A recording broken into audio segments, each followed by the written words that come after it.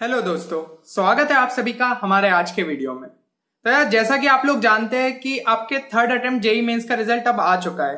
हो सकता है आप में से कुछ लोग अपने रिजल्ट से उतना खुश नहीं हो और बाकी स्टूडेंट्स ने एक अच्छा परसेंटाइल लाए हो और वो लोग अब अपने एडवांस की तैयारी अच्छे जोर शोर से करेंगे। तो यार, जिन लोगों के उतने अच्छे परसेंटाइल नहीं आ पाए उन लोगों के लिए यार मैं आज का वीडियो लेके आया हूं कि क्या आप लोग अभी जो दिन अपने बचे हुए उनमें कुछ ऐसा बेहतर कर सकते हैं जिससे आप अपने परसेंटाइल को एक अच्छा खासा बूस्ट दे सकते हैं। क्योंकि हो सकता है यार कुछ स्टूडेंट्स ने दूसरी एग्जाम्स में भी ट्राई मारा हो, ठीक है, जैसे कि बिट सेट भी हो गया, तो वहां भी कहीं ना कहीं कुछ चीजों ने, कुछ फैक्टर्स ने अपन को रोक दिया हो कि अपन अपने फुल पोटेंशियल से वहां पे परफॉर्म नहीं कर पाए। बट अभी जो अपने पास ये चांस बचा हुआ है इसमें अपन को बेहतर करना है। तो ये जो मैं पॉइंट्स आपको बताने वाला हूं ये आपके लिए काफी यूजफुल रहेंगे, इसलिए वीडियो को एंड तक जरूर देखिएगा। तो first and most important point ये है कि try to analyse where you are going wrong. यानी कि यार आपको ये चेक करना है कि आपको स्पेसिफिकली दिक्कत कहां आ रही है। तो इसके लिए आप क्या कर सकते हैं, अभी तक आपने जितने भी अटेम्प्ट दे दिए, 3 अटेम्प्ट में से मान लीजिए 2 अटेम्प्ट दे दिए, तो उन दोनों के एक बार पेपर को देखिए और चेक करिए कि आपको स्पेसिफिक कहां पे दिक्कत आई। क्या आपको कोई सब्जेक्ट परेशान कर रहा है? जैसे हो सकता है कुछ स्टूडेंट्स के साथ ये होता है कि उनका फिजिक्स केमिस्ट्री बहुत स्ट्रांग रहता है बट मैथ्स में उनके कम स्कोर आते हैं, जिसके कारण उनका परसेंटाइल जो है वो ड्रॉप हो जाता है। तो अपन को ये चीज एनालाइज करनी है। या तो आपके साथ ये हो सकता है कि आपको मतलब जो है कोई स्पेसिफिक एक सब्जेक्ट है उसके अंदर कोई चैप्टर परेशान कर रहा है। जैसे कभी कभी होता है कि किसी को फिजिक्स में रोटेशनल मोशन में बहुत दिक्कत आती है, तो इस तरीके से उसको लिस्ट आउट करिए। या हो सकता है कि कोई चैप्टर के अंदर एक स्पेसिफिक टॉपिक आपको परेशान कर रहा हो, तो उसको लिस्ट डाउन करिए। ऐसे करते हुए आपको तीनों के लिए सेम प्रोसेस को फॉलो करना है, फिजिक्स केमिस्ट्री मैथ्स के लिए, और इस तरीके से उन टॉपिक्स को जो है नोट डाउन करके रखना है। अब आपने इन चीजों को नोट डाउन कर लिया तो इन टॉपिक्स को आपको कोई भी एक अच्छी रेफरेंस बुक उठाइए या फिर आपके पास जो कोचिंग के नोट्स है उनसे एक बार बैठ के रिवाइज करिए।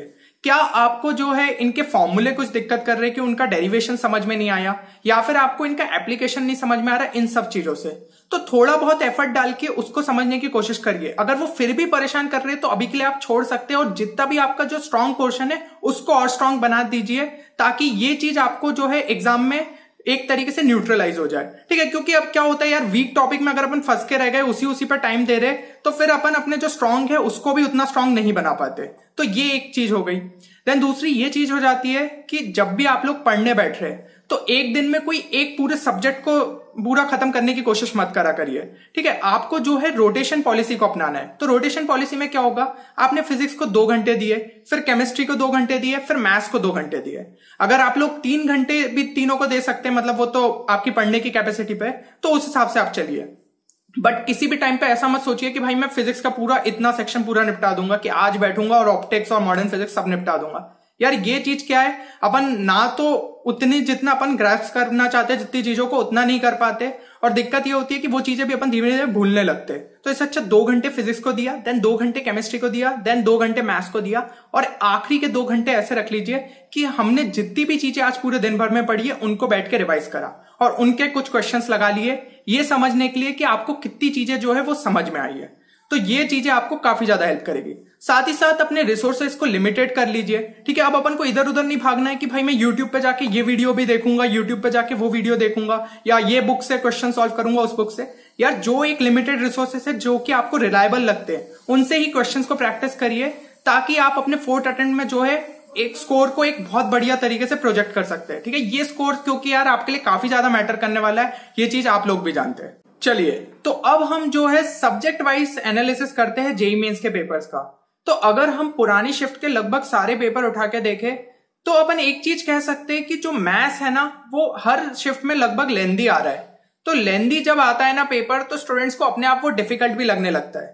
तो ऐसे टाइम पे हमें क्या करना चाहिए, हमें जो है एक स्पेसिफिक क्वेश्चंस को चूज करना चाहिए जिनको या तो आइदर वो फॉर्मूला बेस्ड हो या फिर हमें उसका अप्रोच पता हो कि हमें उसे किस तरीके से करना है। तो इस टाइप के क्वेश्चंस आपने चूज किए और अपन को ट्राई करना है कि आप जितने ज्यादा अपने अटेम्प्ट्स को मैक्सिमाइज कर सकते हैं वो चीज कर पाए। अब इसके लिए आप प्रिपरेशन के टाइम पे क्या कर सकते हैं, तो सबसे पहले तो अपने जो चैप्टर्स हैं उनको लिस्ट आउट करिए, आइदर एज स्ट्रॉन्ग, मीडियम या फिर वीक कैटेगरी में। तो आपको ये देखना है कि जो आपके स्ट्रॉन्ग चैप्टर्स है ना उनको इतना स्ट्रॉन्ग कर लीजिए कि उससे भाई कोई भी क्वेश्चन आए, कितने भी लेवल ऑफ डिफिकल्टी का आए, आप उसको सही करके आए। तो अगर आपने उतना कर लिया तो आप लगभग अपना 40 to 50% तो मान लीजिए कि आपके मार्क्स पक्के ही मैथ्स में। फिर आपको जो है मीडियम और वीक कैटेगरी के चैप्टर्स हैं उन पे थोड़ा फोकस करना है और उनको जो है किसी तरीके से स्ट्रॉन्ग के आसपास लाना है, ताकि यार आप जो है जेईई मेंस में उनके क्वेश्चन भी आए, थोड़ा मतलब अच्छे लेवल का आया तो शायद आपको छोड़ना पड़ जाए, बट अगर इजी लेवल का आया तो आप उसको इजीली अटेम्प्ट कर पाए। इन चीजों का आपको ध्यान रखना है। और एक और चीज ध्यान रखिए कि कोई भी चैप्टर को छोड़ के मत जाइए, क्योंकि एक शिफ्ट में क्या हुआ था, आपके 2 चैप्टर से 30 में से लगभग 9 क्वेश्चंस आए। तो 9 क्वेश्चंस कौन कौन से, 6 क्वेश्चन आ गए थे आपके बायनोमियल के और 3 क्वेश्चन जो है वेक्टर के आए। तो टोटल 9 क्वेश्चंस आ गए थे out of 30 questions from only 2 chapters. तो इससे हमें यही सबक मिलता है कि कोई भी चैप्टर को हमें छोड़ के नहीं जाना है। अब हम बात करते हैं केमिस्ट्री की। तो केमिस्ट्री के बारे में हमें जितने भी शिफ्ट का अगर हम एनालिसिस करें, एक चीज पता चलती है कि लगभग सारे क्वेश्चंस जो है वो अपने एनसीईआरटी बेस्ड रहते हैं।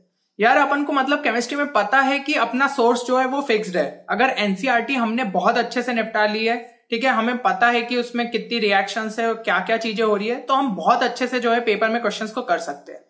अब देखिए फिजिकल में क्या होता है, फिजिकल में अपने ज्यादातर न्यूमेरिकल बेस्ड क्वेश्चन आते हैं। तो उसके लिए तो ये है कि आपको फॉर्मूला पता है, उसका एप्लीकेशन पता है, तो आपसे क्वेश्चन हो जाएगा। बट ऑर्गेनिक और इनऑर्गेनिक में अगर हमने थोड़े अच्छे एफर्ट्स डाल लिए ना, तो उसमें आप तो अपने आप आपका स्कोर जो है वो बूस्ट हो जाता है। तो उसके लिए मेरी आपके लिए क्या टिप्स रहेगी कि आप ऑर्गेनिक में क्या कर सकते हैं, जितनी भी रिएक्शंस है उनको जो है एक पेज पे नोट डाउन करते जाइए।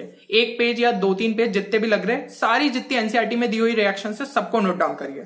रिएक्शन के बगल में ये चीज भी मेंशन करिए कि मैकेनिज्म में क्या कुछ खास देखने को मिला आपको, जैसे कुछ कार्बोकैटायन फॉर्मेशन हो रहा था, क्योंकि उसकी वजह से क्या होगा, रीअरेंजमेंट पॉसिबल है, या फिर आपको फ्री रेडिकल या ऐसी कुछ चीज, या हो सकता है किसी कंपाउंड का स्पेसिफिक कलर कुछ दिया हो। तो ये सब चीजों को याद रखिए, साथ ही साथ रीएजेंट्स भी लिखते जाइए।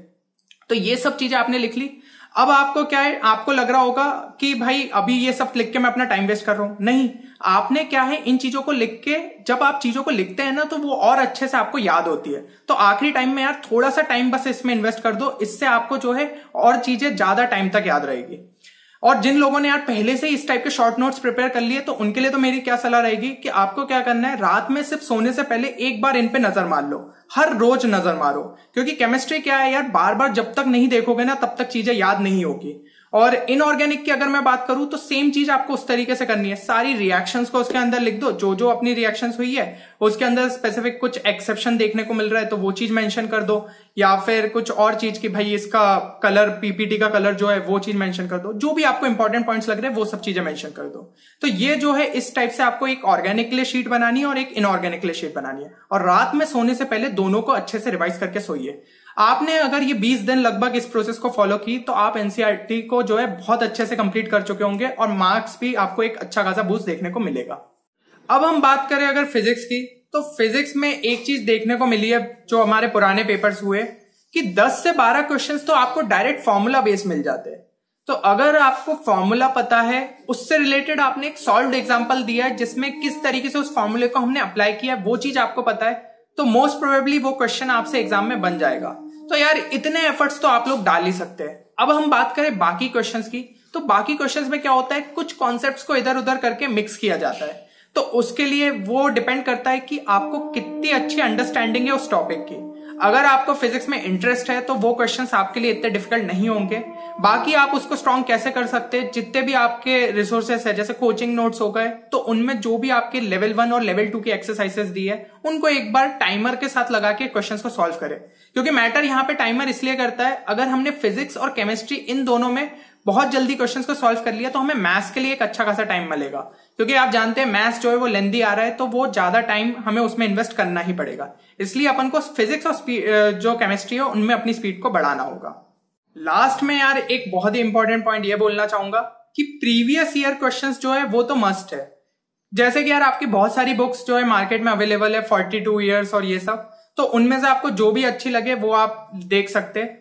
तो उसके अंदर आपको यार उतना पुराने तक नहीं जाने की जरूरत है। अगर आप कर लेते तो बहुत ही अच्छी बात है, बट अपने पास इतना टाइम है नहीं। तो आप क्या करिए, कम से कम पिछले 5 से 6 सालों के क्वेश्चंस तो आप देख ही सकते हैं। तो जब आपके यार ये सारे क्वेश्चंस प्रैक्टिस हो जाए, ठीक है, डेली के, तो आप प्रीवियस ईयर क्वेश्चंस को सॉल्व करिए।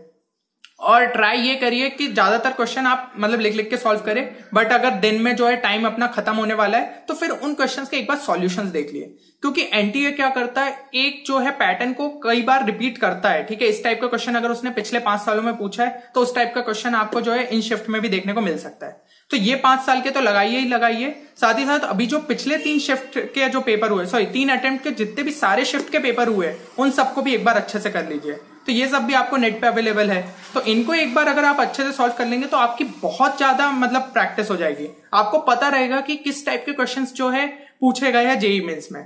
तो अगर आपको इस टाइप का कोई क्वेश्चन और देखने को मिलता है और आपने पहले उसको इतने अच्छे से नहीं समझा होगा, बट अब अभी ये सॉल्यूशन देख के अगर आप समझ लिए होंगे तो आपसे वो क्वेश्चन जेईई मेंस में बन ही जाएगा। तो ये जितने मैंने यार पॉइंट्स आज के वीडियो में बोले हैं, ये आपके लिए काफी ज्यादा बेनिफिशियल रहने वाले। बस यार आपको इन चीजों को फॉलो करना है। अब जो लास्ट अटेम्प्ट है आपको उसमें अपना 100% दे देना है, ताकि आपके लिए कोई ऐसा रिग्रेट नहीं बचे कि हाँ यार मैंने एफर्ट्स नहीं मारे थे। देखिए अब एक लक भी फैक्टर होता है कि यार वो दिन आपका था या फिर नहीं था, बाकी आप अपनी तरफ से 100% दे के आइए। हो सकता है इस बार आप जितने पुराने अटेम्प्ट्स हुए उनसे एक अच्छा परसेंटाइल निकाल सकते हैं। तो फिर मिलते हैं अगले किसी वीडियो में नई शॉर्ट ट्रिक, कॉन्सेप्ट या स्ट्रेटेजी के साथ। तब तक आप लोग अपना ख्याल रखिए और पेपर को फोड़ के आते रहिए। Thank you everyone.